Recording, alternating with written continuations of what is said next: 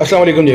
کسی بھی انسان پہ زوال جو ہے وہ اس وقت نہیں آتا جب اس کی دولت چلی جاتی ہے. زوال اس دن بھی نہیں آتا جب آپ مشہور نہیں رہتے.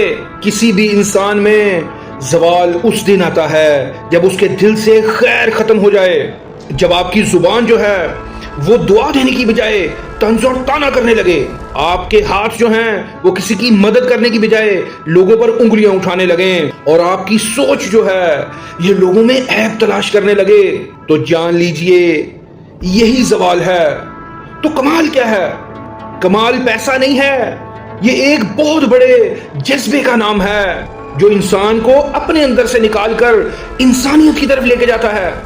کمال یہ ہے کہ آپ کسی کے زخم پر مرہم رکھیں، اس کے آنسو تو دیکھیں ہی دیکھیں، اس کا اندر سے دل بھی جانچ لیں کہ وہ کیسا ہے، کس تکلیف میں ہے.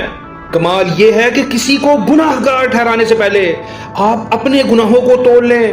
کمال یہ ہے کہ جب آپ بول سکتے ہوں تو خاموش رہیں کہ کسی کی عزت بچ جائے. یہی وہ اوصاف ہیں جو باعث کمال ہیں. اور اگر یہی آپ کے اندر نہیں رہے تو پھر بچتا کیا ہے؟ اندھیرا اور زوال. تب آپ کے کاروبار میں، آپ کے گھر بار میں برکت نہیں رہے گی، آپ کی بات میں وزن نہیں رہے گا، آپ کے چہرے پر رونق نہیں رہے گی. یہ نظام خداوندی ہے. ظالم طاقتور تو ضرور ہوگا، عزت والا کبھی نہیں ہوگا. ایک دفعہ پھر سمجھ لیں، با کمال انسان کو پیسہ ملے نہ ملے وہ باوقار ضرور ہوتا ہے.